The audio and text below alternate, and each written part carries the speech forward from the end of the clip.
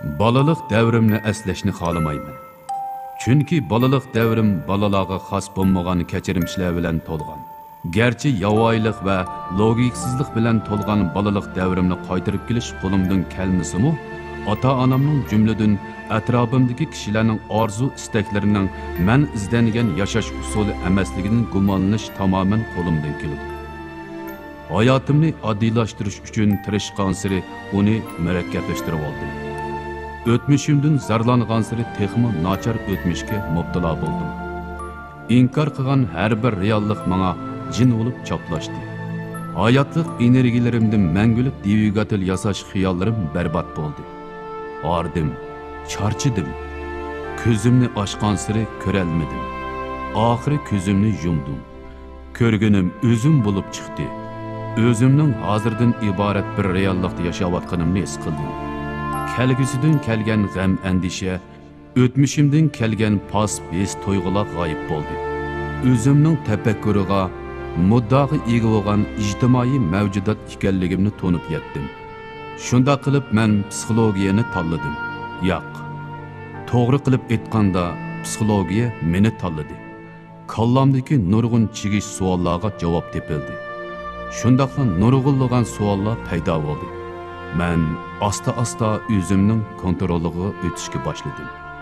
To'yiqsiz o'zim o'rgangan psixiki savodlarni texmi ko'p kishilar bilan o'rtoqlashishni to'g'ri topdim. Undaqda darsligimni o'zimga xayrxo'sh deyish orqali boshlayman.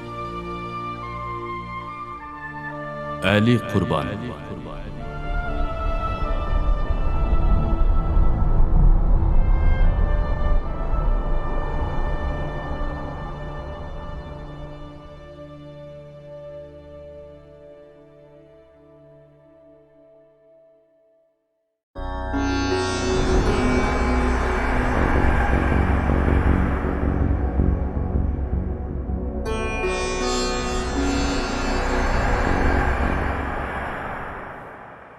Yaxshimisiz savoqdoshlar. Bugun men sizlarga so'zlab berganim irodasizlikning shakllanishi. Irodasizlikning shakllanishi degan nima esa, odam qandoqlab irodasiz bo'lib qoldi. Yoki o'miz qanday vaqtda irodalik bo'lay debmi, irodalik bo'lanmaydi. Ham nurg'un o'quvchilar bo'lsin yoki nurg'unlagan jamiyat chiqqanlar bo'lsin, o'zining irodasining og'ir darajada komilligini his qildi. Doim bir ishni qilaman deydi, oxiriga chiqolmaydi. Dastlabida intan qizg'an, keyin qizg'in emas. Yani bazılarının çoğum iradalik bol degan gaplarni anglaymiz. Amaliyot bu xil an'anaviy usuldagi boshqalarning iradalik bol degan gaplarni anglamasa, uni irozi qilib yetadi. Bu qanday gap? Biz buni yili darsimiz oraliqida buni so'zlaymiz. Shunga bugun mening asos so'zlaydiganim odam irodasi qilib qo'ydigan nurg'unlagan psixikada mexanizmlar bor. Bu odamlar irozi bo'lib qolmaydi. O'zining psixikasi shuningga so'rab bordi. Agar biz bu mexanizmlarni o'rgan vaqtda odam o'zining qilayotgan jarayonlarda ma'nosidan ko'ngil suygan vaqtda yoki ma'nosi qizg'inlik qolmaganda yoki uning bir xil harakatdan kuch qolmagan vaqtda mushkil mexanizmlar orqali balkim u o'zining irodasini mashq qildira olishi mumkin. Albatta iroda mashq qildirish qandaqdir bir eg'iz gap bilan shakllangan narsa bo'lmasdan u mu xuddi muskullarni mashq qildirgandek bir o'gindigan, taraqqiy qildiradigan mundaq bir narsa hisoblanadi. Unda bo'lsa bugungi darsning darsida men xatolik pravsi degan bir uqumni tushundirman. Xatolik pravsi degan nima? Xatolik pravsi deganimiz odam ma'lum bir yaxshi qilgan bo'lsa, yoki yaxshini o'ylagan bo'lsa, u darhol o'zining yaxshi qilganlik uchun yoki yaxshini o'ylaganlik uchun o'ziga bir xatolikka o'tkazishga yo'l qo'yish. Masalan, men sizga bir tajribamni deb beray. Shirkatning oldida men o'zimning o'quvchilarga mundaq bir topshiriq berdim. Ya'ni bugun qaytib sizlar kelgusida qildigan yaxshilaringlarni yezib 200 xatlik qilib buni bir maqola yozib kelinglar dedim. Shundan bular ertasi kelgan vaqtda bir liti bir hodisa yuz berdi. Nima degan vaqtda shu kuni ularning kechki nisbati o'rlab ketdi. Unda biz tasavvur qilaylik. Bolalarning kechki nisbati nima ish o'rlab ketdi? 200 xat. Bu jiq bo'lsa yoki 1 soat yoki bo'lmasa yarim soat vaqt oldi. Undas ularning kechki nisbati nima ish o'rlab ketgan? Chunki ular kallasida yaxshi qilganlik, yaxshi qilaman deb o'ylagan nimasi uning bir xushallik tuyg'u paydo qilib qo'ydi. Shunga u bu xushallik tuyg'u uchun hozir shu o'ziga bir xatolik o'tkazishga bir qatim fursat berib turib oldi. Biz bu nima deymiz? Xatolik pravasi. Nurg'aning dasbida boshlab ishlarni oqida davomlashtirmasdan hammasi nima degan vaqtda ular eng oxirgi o'zining nishonini unutib qolib, shu qilish jarayonidagi o'zining yaxshilarini o'ylab bu yaxshi uchun o'zi bir qatim mukofotlaydi yoki o'ziga bir qatim bir huzur berib turib olishi mumkin. Masalan, bir odam 10 kilo uruqlayman dedi. O shu kundan boshlab badan mashq qildi dedi. Bir kun mashq qildi, 2 kun mashq qildi, chidadi. Onunğa tirishdi, irodasi bo'ldi. Ammo bu 2 kun vaqtida o'z mashq qilish maydoniga borgandan keyin, mashq qilgandan keyin u o'zida bir xil faxr his qilinib qoldi. Bu xil faxr uning psixikasini paydo qildiysa, o'zini bir qatim mukofotlash. Bu mukofotlash nima bo'lishi mumkinsa, 3-chi kuni bormas mumkin. Çünkü 2 kun bağlılık tüpeyli 3-cü günü bağmaslıqni çoxum men iriş tegishlik bir suyuncha deb o'ylab qoladi. Yoki bo'lmasa bir xizmatchi 8 soatlik ishni tugatibmi, bir shirkat ishlaydigan ishchi 8 soatdan keyin 9 soat ishlab etgan bo'lsa, o 9 soat ishlaganlik uchun bir yaxshi qilganlik uchun shirkatga, balki bu shirkatning oz to'la shaxsiy pulini yoki bo'lmasa shaxsiy narsasini ishlatib olish mumkin yoki o'g'irlab olish mumkin. Nima ish qilsa, u 9 soat ishlaganlik uchun o'zini bir qatim mukofotlashga yuzinib qoldi. Biz buni xatolik farqi deymiz. Yoki bo'lmasa bas erlar. Bir er masalan o'yining barliq chiqimini ko'targan bo'lsa, masalan o'yining nima deb qo'yamiz, qarz puli bo'ladi, o'yining chiqimlarini butunlay er ko'targan bo'lsa, bu erning axloqidan chetnab ketishi, ya'ni nikoh sirtidagi ba'zi ishlar bilan shug'ullanib qilish imkoniyat mumkinchilik kuchli bo'ldi. Chunki bu er o'yining barliq nimasini o'z ustiga olganlik uchun uning bir xil xushallik tuyg'usi, muvaffaqiyat tuyg'usi paydo bo'lib qoladi-da, u darhol ba'zi ezib ketishi mumkin. Demek, xatolik pravisi degan nimasi? Xatolik pravisi dal odamlarni eng oxirgi nishoniga bormasdilla, u shu nishonga yetish jarayonidagi ma'lum ushaq-tushak yoki shu bosqichdagi muvaffaqiyatidan huzurlanib, shu muvaffaqiyat uchun o'zini nachar bir yoki ashning nishoniga yetkazishga qarshi tuzadigan ma'lum ish bilan mukofotlab olishni biz nima deb ataymiz? Xatolik pravisi deb ataymiz. Yoki ba'zi o'quvchilar imtihonga tayyorlik qilish uchun qattiq tirishdi. O 4 soat o'rganib o'tdi. 4 soat o'rganganda u bir xil tirishqan tuyg'uga kelib qoldi. Bu tirishqan tuyg'u nimaga da'vat qilish mumkinsa, balkim bu darhol kompyuter o'ynab turish mumkin yoki taloq chiqib to'p o'ynash mumkin. Chunki 4 soat o'rganish qilganlik uchun o tuyg'u uningga bir qatimliq mukofot berib qo'ydi. Asli bu o'quvchining asli maqsadi nimasi? Asli imtihondan yaxshi numara olish yoki bilimli bo'lish. U uni unutib qoldi. Yoki biz bayatning misaldagi eliq badan mashq qildirgan odamning asli eng oxirdagi nishon nimasi? Asli uning nishoni 10 kilo uruqlash. Ammo o 2 kun mashq qilib, mana 2 kunlik mashqni o'zimning uftiqi deb o'ylab qoldi-da, bu uftiq uchun u 3-chi kuni uning bormaydi. Yoki 3-chi kuni o balki o'zining eg'irligiga mos keladigan ba'zi ishlar bilan shug'ullanish mumkin. Buni biz xatolik pravisi deb ataymiz.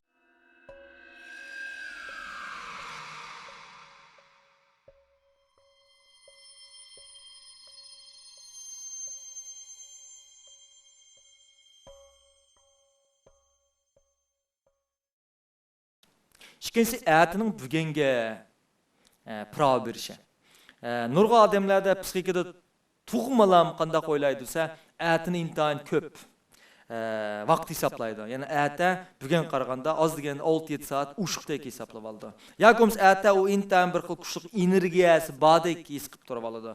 Yoki ətə hamishlar o'ngishilib ketgandek his qiladi. Men o'tganda o'quvchilarga bir sınaq yapmadım. O'quvchilarga ət qildigan ishinglarni yezib chiqinglar, chuqum amaliy bo'linglar deb tapılab tursammi, %80% o'quvchining yozgan nimasini bir ətı bir kun emas, 3 kun oran urundab bo'lgan narsani biroqla ət qildiganga yezib olgan. Unda shu 3 kunni qildigan ishni ət qilaman deganlik uchun bugun nima ish qildiysa, bugun o'ziga prava beradi, bugun asos shartdan qilishlik ishni qilmaydi. Çünkü o ətsi adamın kallasında 3 gün hesap buldu. Bunu o əmli oylayman deysimi, onun minisi, psixikisi tabiila ətini şunda nima deymiz, uzun, cho'ng ko'rsatib qoldi. Shunga bizmiş irodasilik jarayonida ətini o'ylagan vaqtda mushning bak diqqat qilish kerak. Bu tug'ma əti bizni aldab qo'ydigan gap. Amaliyotda bugun bilan ətga vaqt o'xshash 24 soat bo'ldi. Biroq ko'pincha ahvollarda əti odamga shunday kuchli ko'rinadi. Uning ustiga ba'zi odamlarga əti intayin bir xil qobiliyat qilib ketgandek, ata o intayin bilimli olib ketgandek, ət o intayin bayılab ketgandek his qildi. Nurg'un yoshlar o'zining ətisini intayin baydek his qildi. Bugun şuna o ət bay olgandan keyin bugun o asosiyatin pul yig'ish qolmaydi. Yoki pul xejlashni o to'g'ri deb o'ylaydi. Nimish qilsa, o ət uchun bugunni asosiyatdan qurban qilaverdi. Mana bumi nurg'un yoshlarning odatda shu hisob yig'olmasligi, boylik to'playanmasligi birdan-bir sabab. Mesela ma'quqchi. Bu huquqning kallasida bu ət intayin tirishchan ko'rindi. Yoki o'gilik tirishchan, yo kelgus tirishchan ko'rindi. Shuni bu to'liqlay olmayman deb o'ylaydi. Shu sababli bu nimish qildi desa, bu kompyuter o'ynayotdi. Bu xotirjam o'ynayotdi. Nimish qildi degan vaqtda buning nisbatan ətə bugun pira beryapti. Undasa bu xil hozirni qandoq tusimiz?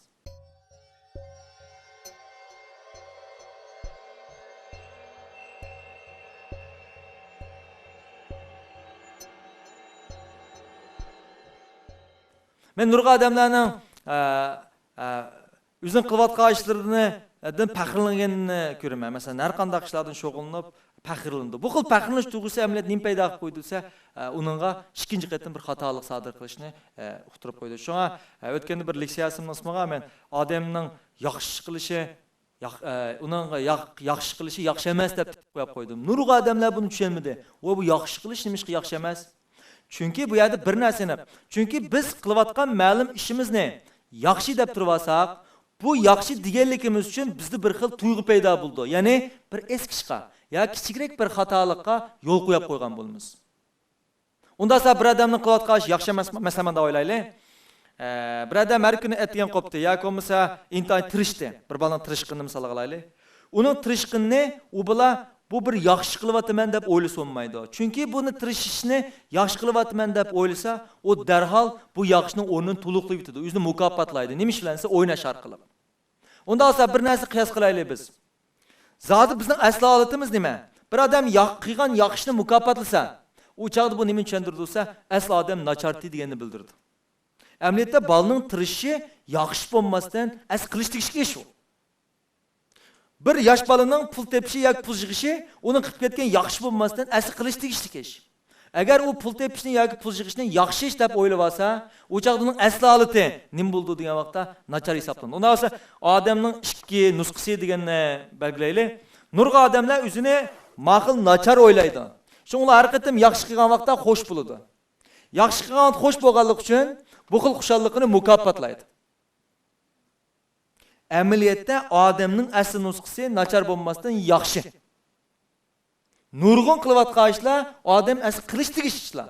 Uning badan sog'lom qilishi, tirishi, kitob o'qishi, erning masalan o'yining yenik yuklarini, egrinik yuklarini ko'tarishi, nurg'un ishlar amaliyotda odam bo'lish tegishlik asli yaxshilar, asli nusxa shu odamning. Ammo hozir odam nima ish qilyapsa, bu qilgan ishlarni alayda yaxshi deb bu yaxshiga bir mukofot, nachar ishga mukofotlab turdi. Bunday odamlarning bu xilolatini biz nima deb yakun chiqara olamizsa, demak odam nachardi, u yaxshi qilgan vaqtda xushal bo'ldi, shunga mukofotlash kerak. Bu xato ahvol. Asli odamning nusxasi ma bo'lmasdan nima bo'lsa, ma nusxa bo'ladi. Shunga biz cho'qim avval nishonni bekitishimiz kerak. Masalan, biz yanlar badan mashg'ullik odamga yana qaraylik. Uning asli 10 kilo uruqlishi asli nishoni. Hargiz u bu badan chiniqtirish sarayga 2 kun berishi nishon emas. Ammo bu 2 kun beribla nishoning yetgandek o'ylab qoldi. 2 kun beribla o'dingda bir xushallik, muvaffaqiyat tuyg'usi paydo bo'lib Shunlar 3-chi kuni bormidi. Bu jarayonda uni unutib qoldi desa, o'zining asli ultimat nishonini, ya'ni 10 kilo uruqlash nishonini unutib qoldi. Bir o'quvchining asli tirishishi o nishon emas. Tirishning oxirdagi natija nishoni. Biroq u 2-3 kun tirishibla yaxshi holat keldida, uning bir xil muvaffaqiyat tuyg'usi paydo bo'lib qoldi. U 3-chi qatim o'zini mukofotlab tirishmidi yoki bo'lmasa o'ynab oldi degan gap. Shunga sizlar irodasizlik masalasiga kelgan vaqtda o'zining hayotidagi, o'zining turmushdagi eng chong nishon zot nima edi? Bu nishonni berish jarayonidagi bosqichlar jarayonida o'zini mukofotlanolmaydi. Bu mukofotlashning o'zi amaliyotda shu qilayotgan ishlarni nolga aylantiradi. Shu nurg'un yosh bolalar boshlaydi, chekindi, boshlaydi, tugaydi. Yana bir misol. Bir odam 1 million yig'moqchi. Uning asli nishoni nima desa 1 million. Ammo u 1000 ko'y yig'di, muvaffaqiyat qozondi. Ammo uning asli yig'moqchi bo'lgan nima desa 1 million.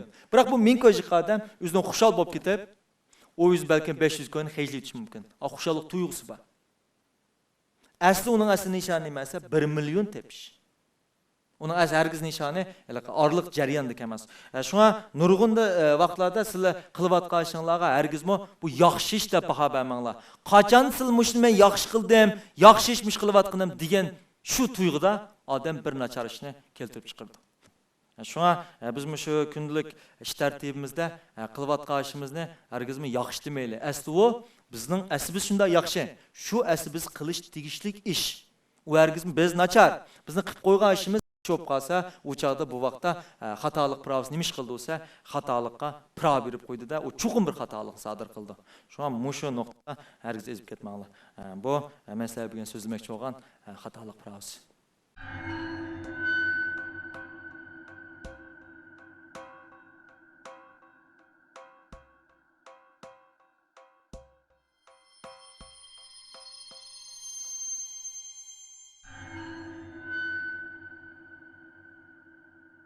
Ondan sonra xatalıq pravası nazariyasida tushunmagan narsa bo'lsa bo'ldi.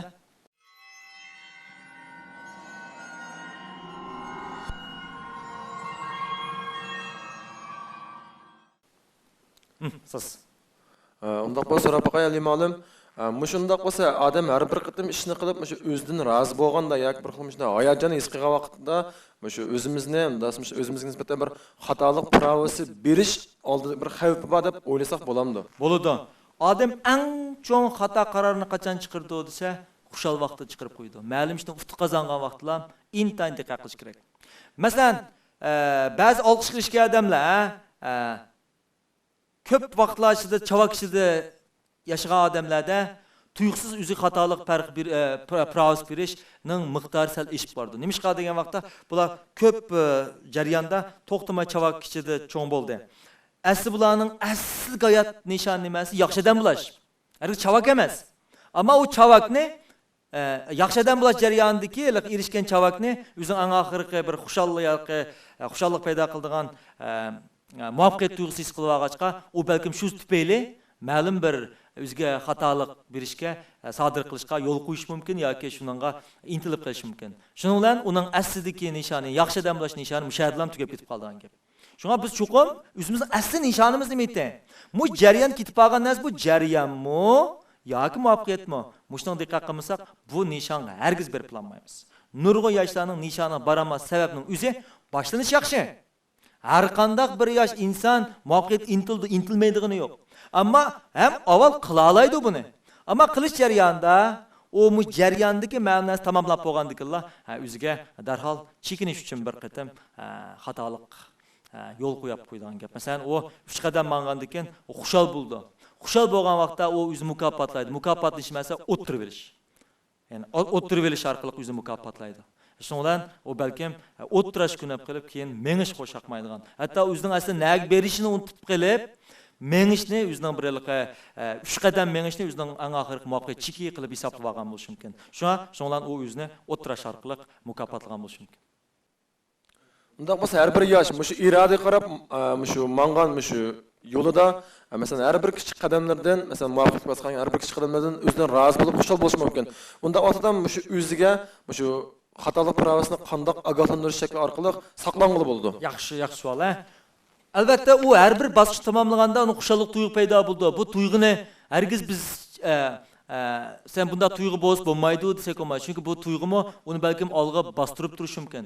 U har qatim bir bosqichni tamomlagan xushalik tuyg'u paydo bo'ldi. Har qatim tamomlagan vaqtda u nima diqqat qilish kerak degan vaqtda o'zining asli nishonining nima ekanligini. Mushni to'xtamay o'ziga ogohlantirib turgan vaqtda u ondan qadam shuningga yaqinlab qoldi. Agar bu xil nazariyani tushunmagan vaqt bo'lsa, men bu yerdan degandek nurg'unlari ma'lum bir bosqichdalar asosiyatdan chekinib yoki bo'lmasa o'zini mukofotlab qo'ydi ahvollar shakllandi. Endi men sizlarga ikkinchi nazariyani so'zlayman. Ikkinchi nazariyasimizning ismi nur chambarak effekti. Nur chambarak effekti degan nima desa, ma'lum bir xato ish borda, bizni turmushimizga, bizning taraqqiyotimizga ta'sir qilgan tusoqdan xato ish bor. Ammo buning yanında kichik bir yaxshimi bor, foyda. Nurg'a odamlar qanday qildi desa, ma kichikni o'ylablar, o'ziga bana tepib, ma ishkilisini biroqlam. Ya'ni ma kichik foydali kichik ishni deb uning ziyonli cho'ng ishni birga qilish. Masalan, bir misol ko'rsataylik. Bir urug'lashni maqsad qilayotgan, urug'lashni nishon qilayotgan bir ayol mayliq tomoqni yemaslik uchun tirishdi. Unda bo'lsa buning oldiga mayliq go'sht, qashlangan, besilgan polodin birisi kelib qoldi. Shundan bu polon men yesam bo'lmaydi, men urug'latdim, men simirib ketsam bo'lmaydi deb irodasi bo'ldi. Ammo tuyuqsiz bu polonning yoniga biz bir taqsa so'qsa yoki bir taqsa palik yoki chingse ko'k yeshil narsalarni yeshil ko'kdan qo'yib qo'ysak, bu ayol balkim buning shiklisini yeyishi mumkin. Nima ish qilsa, u kallisini deb o'ylaydi bo'lsa, yeshil yemeklikni o'ylab, uning badniga foydaliligini o'ylab, polonimi shundan yeyitish iftini biz unum ta'tirini biz nurcham iftimiz. Bu yana qanday vaqtlar shakllandi desa, ba'zi ayollar masalan do'kon cho'glab etib 10% bas tushgan bo'lsa ma'nasini, yoki 20% bas tushgan bo'lsa, voy buni 20% bas tushdi deb balkim o'zi zarur bo'lmagan, ehtiyojli bo'lmagan narsani nurg'uni setib olib keladi. Uning kallasida bas tushganni o'zi uning bir yaxshi foydali deb nachar narsalarni biroqlam zarur bo'lmagan narsani yig'ishtirib qo'ydi. Eng oxirida iqtisodiy qarshi tushdi desa, nurg'un pullarni ziyon tatgan. Yoki bo'lmasa Ba'lim odamning jiroqdan bir tuqqunga qoldi, do'stga qoldi. Bu do'stini mehmon qilish tufayli u balkim hatdan ziyoda mehmondoshlik qilaman deb balkim aroq yoki bo'lmasa tomoq qatorliqlarni birga iste'mol qilish mumkin. Yoki bo'lmasa hatdan oshgan holda pul xarajlatish mumkin. Endi u aslining ziyon nimasi? Ash so'rindiki uning badaniga nisbatan ziyonli bo'lgan narsalar. Biroq u nimani o'ylaydi desa, do'stini mehmon, do'stini ko'ngilni olishdak, ma do'stini ko'ngilni olishda ma cho'ngi uning badaniga ziyonli narsa. Demak bu ma'ni o'ylab turib, ma'nim iste'mol qiladi. Demak kichik bir yaxshi ish nur chechib, cho'ng bir eskishning yoki yomon odamga ziyonli ishni butunlay nur chambarak bilan to'sib o'tishi mumkin. Shunga biz buni odatda nur chambarak effekti deb ataymiz. Undan so'ng mening sizlarga so'zlaydigan 3-nazariyam dopaminni tushuntirish. Dopamin tushuntirishdan burun biz Montreal universitetidagi yosh psixolog James Oldning bir psixik tajribasini misol qilay. James Old bir chashqanni tajriba qilgan. Ya'ni chashqanning mingisidagi ma'lum bir yerga elektr do'lqini, ya'ni elektr simni ulash orqali asli chashqanni qo'rqatmoqchi. Chunki chashqanning eng qo'rqaydigani elektr do'lqini. Endi odamni hayron qoldirgan nima bo'lgansa, chashqanға bu elektr do'lqinni bergan vaqtda chashqan o'z elektr do'lqini erishgan yerga to'xtamay o'zini atgan.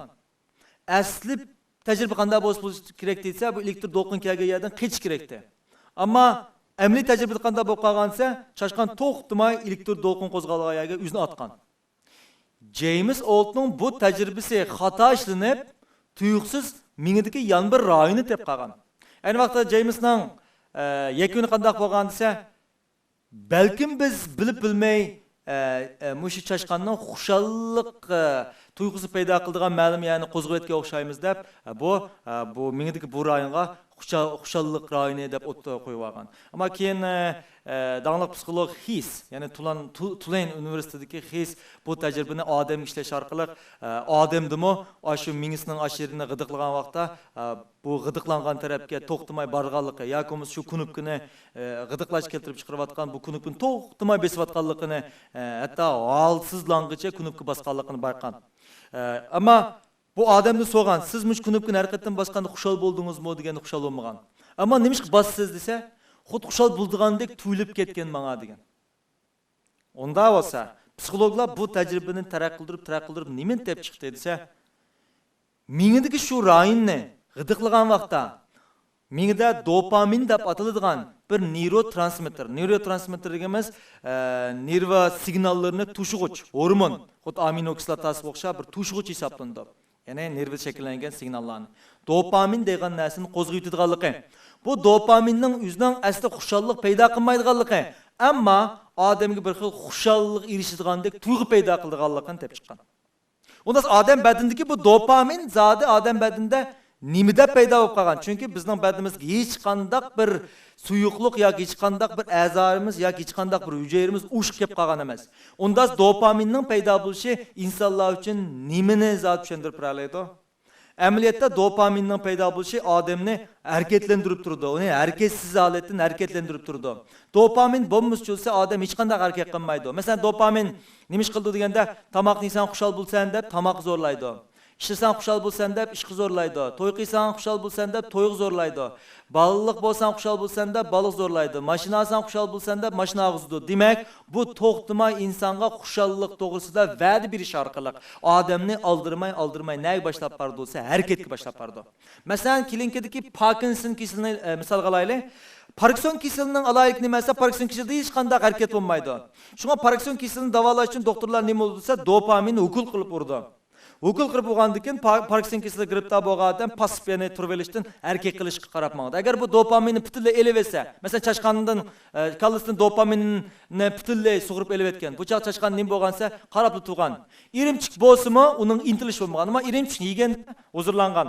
Ammo irimchikni oldi qo'yib qo'ysimi, uning etilib bo'lmagan. Demak, dopaminning asli odamni paydo bo'lishining asosiy sababi nimasi? Odamni bir xil xushallik va'da berish orqali ani qilsan deb uni intildirishdan darak berdi. Ammo bugun kun kelganda dopamin nimaga kirishtirib qo'yatsa, odamni ma'lum narsaga xumo qilib qo'yatdi.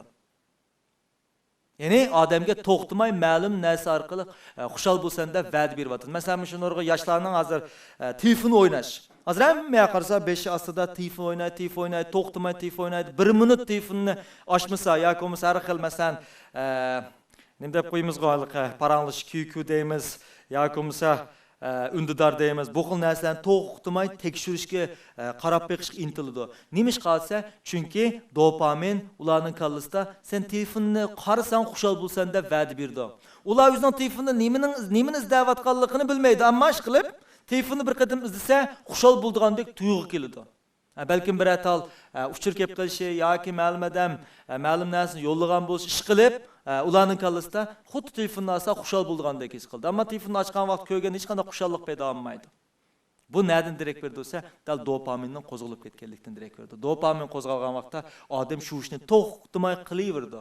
Bu vaqtda u xushallik his qiladi, xushallik his qilmay, faqat xushal bo'lgandek tuyg'u his qildi. Unda qandaq narsalar dopamin shakllantirdi? Bu alqiliq masala. Unda bizning dopaminimiz nima? Sizni iroda qilib yetib qolgan, sizni ma'lum bir pasib harakatga, nachar harakatga mubtilo qilayotgan, xumo qilib yetib qolgan, shuni to'xtamay qilib tutgan xatoligini bilib turibmi qilayotganda, mushning o'zimi dopaminni qo'zg'alganlik. Unda dopaminni zot nima qo'zg'aydi? Dopaminni qo'zg'aydigan narsalardan birisi odam bir xil huzur paydo qilib qo'yadigan, masalan, puroq, tattiq puroq, andan keyin chiroyli narsalar yoki bo'lmasa bir odamning tattiq kulgini yoki bo'lmasa uchurlar.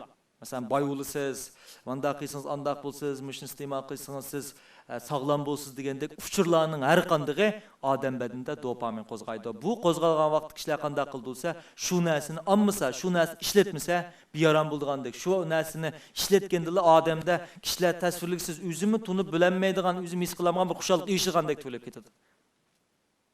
Shunga masalan bir bola yo'l ketib bordi.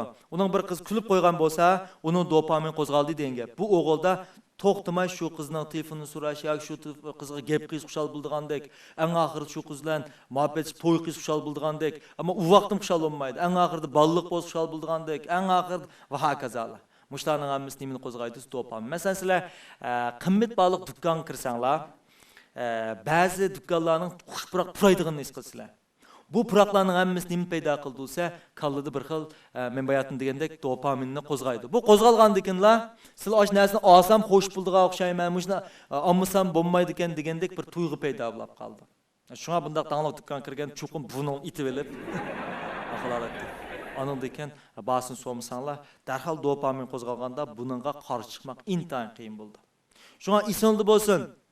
Sizlar mushu bulabmi yoshlar, mush yashash jarayonida chuqum ma'lum narsaga xumo bo'lisizlar, ma'lum narsaga mubtilo bo'lisizlar, ma'lum narsa to'xtamay kallanglik kirib oladi.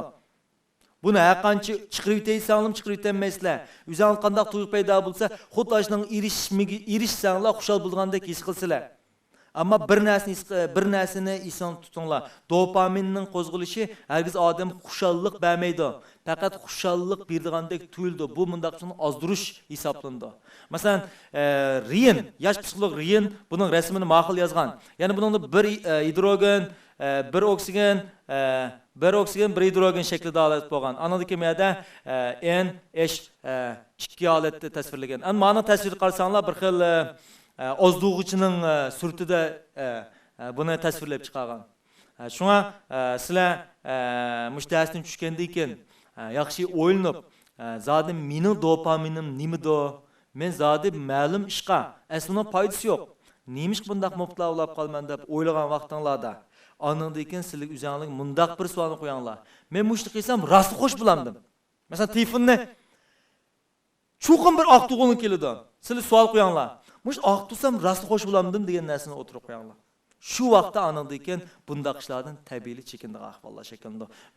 Ba'zi yoshlarning masalan kompyuter uyallari xo'sh masalan kompyuter uyallariga oshiq bo'lib qoldi yoki xuma bo'lib qoldi. Bularning nima shakllandi desa, xuddi aşağı kirsa xushal bo'ldigandek, ashini o'yinimiz xushal bo'ldigandek, ashini qiyis xushal bo'ldigandek, bu bir tuyg'u bo'ladi. Shunga bu odamda tabiiy yetilgan, men bayatdan dedim-ku, odamning hayot qilish uchun, harakat uchun as yetilgan narsa. Biroq bugun kun kelganda bu dopamin bizning nurg'un ishlarga, bizning xumoq, quyosh holatini shakllantirib qo'yadi.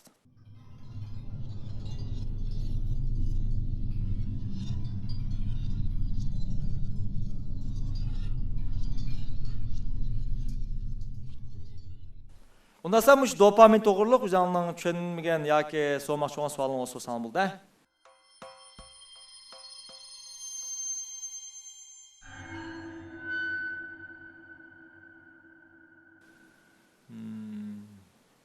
Siz Yaxshimisiz Ali molim? Boy dedingiz bu dopamin degan bu narsa masalan odamning shu salbiy jihatdagi roli ortib ketib qolgan tarafdan so'zladingiz. Buning davosimi shu aktivmiş, yaxshi taraflardan, mesela yaxshi ish qilish taraflardanmi shuni qo'zg'atib, shundan foydalanib bo'lamdi. Men bayatdan dedim, dopaminning asli xarakteri nima desa, ma'lum ishqa xushallik erisanda va'da berish orqali mingning eng cho'ng yolg'onchiligi buchu. Mushu yolg'onchilik orqali masalan baxtlik bo'lasan, xushallik bo'lasan, da va'da berish orqali bizni ma'lum ishqa so'rab kirdi. Unda bo'lsa, dopamindan foydalanib bo'ldi. Agar biz ma'lum bir ishdan masalan bir bal o'g'inish qilib berib qolgan bo'lsa, u o'zining o'g'inish qilib, tirishib, muvaffaqiyat qozonib, o'zining millioner bo'lgan vaqtini, tushunalimi? Yoki fut qozongan vaqtini tasavvur qilsa, shu vaqt yana dopamin qo'zg'aldi. Buni aktiv ishlashim bo'ldi. Ya'ni ba'zi bizlarga nishonimizga qarab ketib qolganda, erib qolgan vaqtlarimizda o'zimizning shu nishonga erishmoqchi bo'lgan vaqtga erishgan vaqtimizni tasavvur qilib bersak, masalan, tartish kuchining qonuni tumshugan. O'zimizning erishgan vaqtlarini shu ishni qazib bo'lgandan keyin tasavvur qilsakmi, dopamin qo'zg'alib turdi. Bu dopamin anakin harakatni, yana odamning harakati. Odam tan jihatini hargiz erib ketmaydi. Odamning tan jihatini erib ketishi asosiyatdan ko'rilmaydi. Bu nimadansa ro'yatdan ordigan gap. Mushunda vaqtda dopamindan foydalanish orqali o'zini shu harakatni davomlashtirishga foydalansa bo'ldi. Unda olsa sizlarga 4-qatim so'zlaydiganim kinoyalik qanqish. Kinoyalik qanqish degan nima deganda, siz kallingizda ma'lum bir sizni azoblaydigan yoki sizni unutishga orzu qiladigan ma'lum narsani chiqirib o'tadigan siri, u yana kuchlanib qaytib keldi. Mana shu aytganda qancha unutish uringan siri, shuncha kallingizdan chiqetmaydi. Biz bu xil hodisani kinoyalik qanqish deymiz. Kinoyalik qanqishni masalan men bir misol olib beray. Masalan, mening dadamning ismi Qurban. Sizlar hozir dadamning ismini Qurban ekanligini bildinglar. Unda bo'lsa sizlar mening dadamning ismini unutish qo'yib qo'yganlar. Unutib ketinglar hozir. Siz unutib ketdingizmi? Unutib ketding, cho'g'im unutib ketmisiz olmaydi. Unutdingizmi? Shunga o'xshash, qancha qatim mening dadamning ismini unutishga uringan siri, dadamning ismi kallangni shuncha qatim aslinib qoldi. Masalan, unutib ketay. Nimani unutdim? Qurban. Aslida. Unutib ketay. Nimani unutdim? Qurban. Demak, bundaq passivli unutishga tirishgan har qanday narsa, har bir qatim unutishga uringanda bir qatim kuchayib keladi. Biz bu nima deymizsa, kinoyalik qanqish deymiz. Ya komisa, bir yigit bir qizni yaxshi ko'rib qoldi. Bu qiz uning talabini rad qildi. Shundan bu bola u qizni unutish uringan siri bu bolaning qizga bo'lgan muhabbet kuchayib ketdi.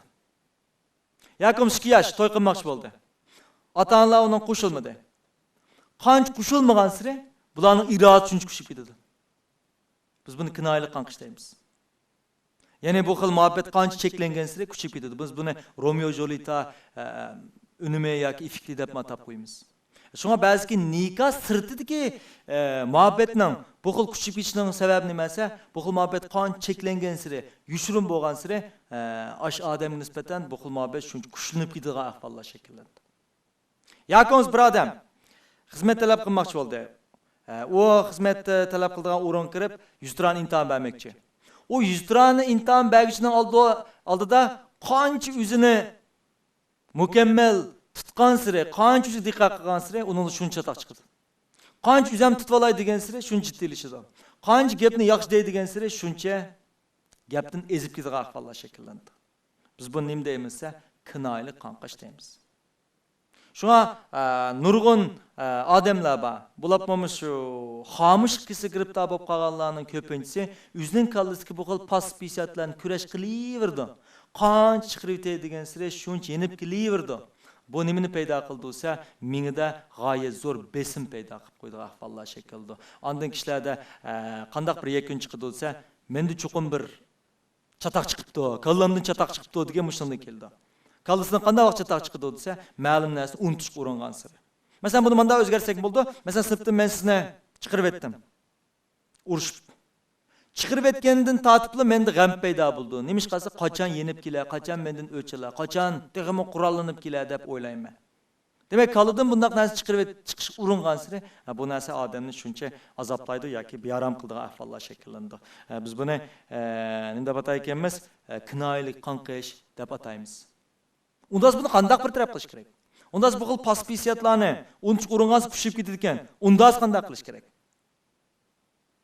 Men bir narsani deb qo'yasizlarga, odamning eng chong bir ojizligi bor. U nima bo'lsa, bearam tuyg'udan qechishni orzu qildi. Badanmi shu, masalan, men chaqmoq bilan birisining qo'lining yeniga etkazsam, u chig'im qo'lini tortib oladi.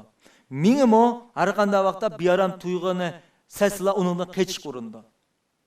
Amaliyotda badan qachonligan bilan menga bearam tuyg'udan qachanmaydi.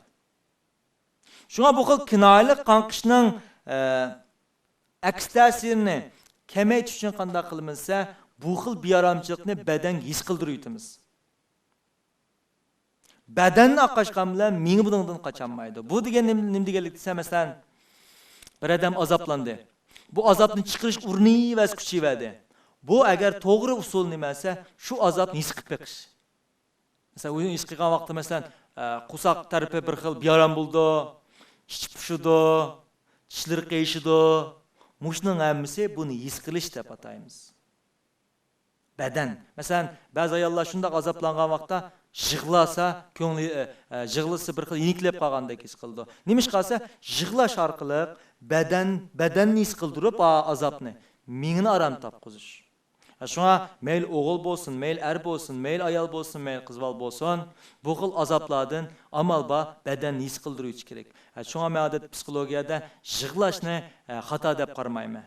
Erlar bo'lsa-mo, agar uning kuchli bir azob kelgan vaqtda u yig'lab etsa bo'ladi. Buning o'zimi nima deganda badanni his qildirish deb ataladi. Yoki uxlab etsin bo'ladi, yoki vaqirib etsin bo'ladi. Bularning hammasi badanga taqat qilish orqali yo'q qilish. Shunga sizlar agar unutmoqchi bo'lgan narsalar bo'lib qolsa, bu narsani amalba kallangdan chiqarishga hargiz urinmanglar. Balki shu hissiyot bilan birga yashsanglar, bir mazgildan keyin u o'zini qo'yib beradi. Uning bilan qarshilashgan siri bu xil hissiyot qayta kuchlanib ketadi. Unda esa mush to'g'riliq tushunmagan savollarni so'rasangiz-da.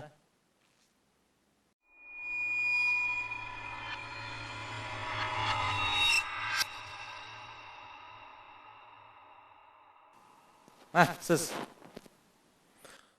Unda o so'rab baqsam alim. Men shu Robert Kleinninki Yaproqsiz attirgul degan asarda mundaq bir jumla uchratgan, unutish uchun aslash deb. Men bu vaqt shu vaqtdan o'zida tushunamaganman bu cümleni. Şoň hazırmış dersiňizi anlagandyk oýlap galdım. Adam muşu ma'lum bir azapny ýa-ki özü kelgen bir kilişmeslikni diýeli we azap diýeli. Muşunu unutiş üçin adam bäzi muwafaq derejede şunu eslep duruşyň özümi bunu unutuşyň nisbeten azrak ilgirletip güç bola alamdy. To'g'ri. Buning ilmiy asosi bor gap. Biz bayatın degandek, uni qancha unutmayman degan sir eslaydi. Unda esa haqiqiy unutishni qanday qilish kerak desa, qasdan eslab turib bilish kerak. Burun o'tgan. Agar uning kallasiga xushal o'tgan kunlari yoki azoblagan vaqtlari, qanday xiyollar, qanday aslimlar bo'lsa, mushni qasdan eslab bergan siri, buning unumi bo'lgan siri tuvallaydigan. Bu dal aksi bo'ldi. Shunga sizning bu deginingizning bugungi darsimiz uchun bevosita munosabati bor. Ya'ni kinoyalik qanqashni o'ng'ishlash uchun bayatdan nima dedik-sa, badanni ish qildirish dedik. Bu nima bo'lsa, osh aslimalarni eslab turibasimi, bag'an siri qo'yib turdi. Qancha aslimaydigan siri buning odamga bo'lgan ta'siri shuncha kuchli bo'ldi.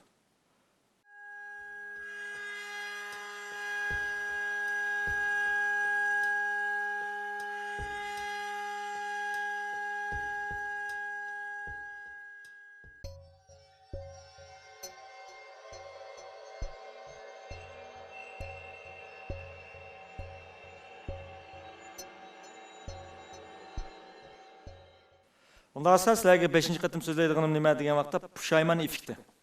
Yani effekti deganimiz odatda latinchadan bevos qabul qilgan so'z bo'lib, odatda unum. Yaxshi xanzucha showing deb qo'yamiz hamda. Unum deganni bildirdi. Bu bir xil avtomatik qo'zg'algan bir xil mexanizm. Ondan sonra men bu yerda ilib aytayotgan pushayman effekti degan nima desa, odam bir ishni iroda qildi, tuyuqsiz bayatimiz degandek o'zini mukofotlab seliblar, bu irodasini bir chekinib qoldi. Chekinib qolgan vaqtda pushayman qildi. Pushayman qilgandikilla bu hareketni yana qitim sonini, xatoligini chiqaytiraverdi. Nima qilsa u men bir qitim xatolik qilgandan keyin ikkinchi, uchinchi qitim xatolik qilsam ishni bo'lmaydi deb qaraydi. Masalan, bu odam tamak tashlagandi. Ammo 4-kuni amal yo'q, chekib soldi. Ma'lum sabablar tufayli yoki o'zini mukofotlab chekib qoldi. Bu buni pushaymon qildi. Pushaymon qilib yana bir tatama chekdi. Ama bunun tunç hatalık nemese şu bir qitim çıkıp qağını. Qağalları çolsa onun nispeten hatalık tuyulmaydı hangi. Şunu adamның birinci hatalıkını çoğum eğer qıp qağan bolsa, onun çoğum yüzü keçirviç gerek. Onu keçirip etmegenden keyin nima şeklinde olsa bu hareketini qılayıverdiği şeklinde. Mesela nurg'un yoshlarning zarga chekib qolishining sababim shu. 3-qitimni chekdi, o xatolik o'tkazdi. 2-chi, 3-chi, 4-chi uning xatolikda tuyulmaydigan qoldi. Nima qilsa, u hamda men o'ngishib bo'lmayman, yoki bo'lmasa men mushni bilan ham tugdim. Yoki bo'lmasa Uyg'ur tilidagi taz bo'lsang gadengich bo'l degan narsa kirib qoldi. Amaliyotda tazningmi o'xshamaydigan shakllar bo'ldi. Manchalik taz bo'lib qolgan, yoki manchalik taz bo'lib qolgan, buning albatta farqi bor narsa. Ammo nurg'a odam kichkina taz bo'lib qoldi tufayli hammerini tazqiydi. Yoki bo'lmasa pitning achchig'ida chapanni o'tqa selishga o'xshab qoldi bu. Yana bir kichik xatolik o'tkazib, bu kichik xatoni o'zi kechirib o'tmay, onunğa bu xatolikni to'xtamay sodir qilish. Shu buni o'xshashning masalasi nimasi? Chuqum odam o'zini kechirib o'tish kerak. Bunda ham nurg'a o'qishlar, shu men unda qilsam bo'lmaydi, o'zim yumshoqlik qo'lliq qilsam bo'lmaydi deb qaraydi. Men darsning dasbida sizlarga odam o'zini qancha irodalik bo'ldigan sir irodasiz ketadi deb qo'ydim. Nimish degan vaqtda odamning masalan mushtni qancha tutgan sire bu mushning echilib ketishi shuncha tiz bo'ladigan gap. Shuning ba'zi irodani bek chin qilib olsanglar, tasaddibi bu o'zingning tizib qo'ygan yoki o'zingning qilmoqchi bo'lgan azroq xato sodir bo'lib qolsalar, darholsilda bu ishni qaytayan asli keltirmaydigan ahvollar shaklda. Yoki menda misol ko'rsatay. Masalan, bir do'stim mening ko'nglimni ranjitadigan bir ishni qilib qo'ydi. Bu ranjitib qo'ygan ish qilgandan keyin men buni tilligan bo'lsam, men tillidim. Demak, u ikkinchi qitim meni ranjitdi. Chunki u Alloh bilan jazolanib bo'ldi. Uning ustidagi bir xil besim yengillab bo'ldi. Chunki men tillab etganligim uchun. Balki bu ikkinchi, uchinchi qitim meni yana ranjita olish mumkin. Nima qilsa, men uni tillab bo'lganligim uchun uningda ikkinchi qitim qandaqdir menga nisbatan pozitsiyasini o'zgartirishga majbur bo'lmaydi. Yoki bo'lmasa bir o'quvchi topshiriq ishlamadi, o'qituvchi uni tilladi. Tilgandikilar uning topshiriq ishlamagani xatolikda. Ammo uni tillab etganlik uchunlar nima shakllarda bo'lsa, o'quvchida besim tuvallaydi. Chunki tillanganlik uchun. O ikkinchi qitim yana topshiriq ishlamas mumkin. Ammo buni o'zgarsak-chi, men eliq do'stimni kechirib etsam-chi. U ko'nglim ranjitdi, men kechirib etdim. Uning nima shakllarda? Uningda cho'qim besim shaklida. Uning ikkinchi qitim menga nachar muomala qilishi yoki bo'lmasa men norozi qilish fursati yoki mumkinligi chuqur tuvallaydi. O'quvchi topshiriq ishlamadi. Agar o'qituvchi buni kechirib bersa, sen nima qilibsan, men seni kechirib etdim. Balkim bu o'quvchi yana topshiriq ishlamasligi mumkin, yana kechirib bersa, yana ishlamasligi mumkin, yana kechirib bersa, ammo bu o'quvchi ishidan qoyil bo'lishga boshlaydi. Odammi shu. Agar biz o'zimizning ma'lum xatoligini kechirib etmay, o'zimizni ayiblasak, bizda bir xil rahat tuyg'u paydo bo'ladi. Bu harakat yana qayta qilamiz. Yana ayiblaymiz, yana bir iniklaymiz, yana qilamiz. Yana ayiblaymiz, yana qilamiz. Agar biz o'zimiz kechirib etsak-chi, qayt kechirib etsak, bizning chuqur harakatni tuzishimizga aniq bois bo'ldi. Shunga ba'zi vaqt agar siz bilmay xatolik sodir qilib qolgan bo'lsanglar, bu xatolikni chuqur kechirish uchun bilishing kerak. Nurg'a odamlar deydi, undaq qilmaydi, bu degan bir bana yoki bo'lmasa har xil gaplarni yakunlash mumkin. Ammo arqa marqa tadqiqot nima dedi degan vaqtda odam ba'zi o'zining qilgan xatoligini chuqur kechirib o'tish kerak. Shu vaqtda u o'ziga o'sha harakatni tuzlashga nisbatan bir kuchli besim shakllantira oladi. Xuddi bir odamni kechirib o'tgandek. Yoki bo'lmasa buni sizlar o'zingizlar sinab qilib baqsanglar bo'ldi. Siz do'stingni qancha kechirib o'tgansizlar, do'stingning sizga bo'lgan muomalasi shuncha yaxshilashib boshlaydi. Shuncha uning harakatini o'ng'ishay olasizlar. Dadimi balani qancha kechirib o'tgansizlar, bala shuncha harakatini tuzlashga boshlaydi. Masalan, nurg'un balalarning ba'zi xatoligini mesela tutuş için ata-onalar to'xtamay bulardan kirishib oldi. To'xtamay tillaydi. Tillagan siri amaliyotda bu bolalarning harakatida hech qanday o'zgarish bo'lmaydi. Chunki ata-onaning tillab bo'ldi. Tillab bo'lgandan keyin unga besim asosiyati yo'qolib ketadi. Uning harakatini tuzlash imkoniyati sal kuchli bo'ldi. Tuvan bo'ladi. Masalan, bolalarning bir o'g'il bolaga nisbatan apis to'xtamay kapishib to'xtamay tillasa, to'xtamay nim qilsa yana kari yo'q. Ammo dadisi bir ömür gap qilmay faqat qarab qo'ysam, harakatini o'zikidan o'ng'ishay oladi. Bu nimadan kelib chiqqan desa, dal mushkil hodisdan biz o'ng holat keltira olamiz. Shunga bolalarni tarbiyalashda chuqur keng qilsak, kechirib o'tish orqali oningdagi uning ba'zi harakatlarini tanishkili bo'ldi. Bu odamning psixikasi yomonlashib ketgan vaqtda. Nurg'a odam buni tushunmasdan o'zining subyektiv hissiyot orqali jazo berishni, o'zini ayblashni tanlab turib oladi. Shunga o'xshamasdan, matematik chekmay bir chekib xato sodir qildi, o'zini ayblab, yana bir tatama chekib oldi. Buningdan keyin bu harakatni tuzlay oladi, tuzlayolmaydi qanki. Shunga biz ba'zi o'zimizga bek qattiq qo'l bo'lib ketib qolgan vaqtda, o chaqda biz o'zimizning harakatini tuzlashga nisbatan bir qadar qiyin to'xtaydi.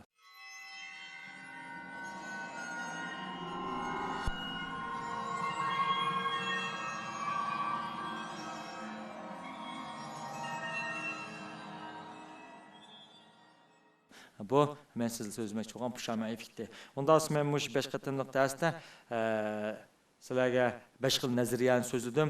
Sizning irodasizligingni keltirib chiqarayotgan, yoki sizning muvaffaqiyat yo'lini to'sab qo'yayotgan, yoki yerim yo'lda sizni chekindirib yetib qolgan, yoki o'zingni bilib turib ba'zi ziyonli ishni to'xtamay qilayotgan mush narsalarni biz bag'ansiz tushundirdik. Agar mush narsalar, mush nazariyalar kallang aniq bo'lgan vaqtda, o'zingning turmushda mushning tushadigan ma'lum ishlar kelgan vaqtda siz tabiiy buning nisbatan aktiv holda mudofaa mexanizmi shakllantira olasiz. Unda olsa bugungi darsimiz müşahede ayaqlaşdı. Anlığınızla rahmet. Hoş.